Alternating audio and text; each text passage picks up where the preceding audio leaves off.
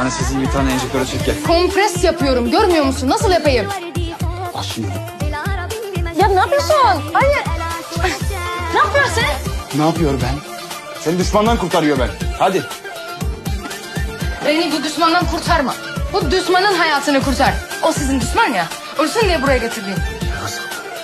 Şimdi ya bana yardım edersin ya da geldiğin yere geri dönersin. Hiçbir yere gitmem. Ben burada tayin oldum. Fırtına Sağlık Ocağı'nın yeni doktoru ben. Deme ya. Anne.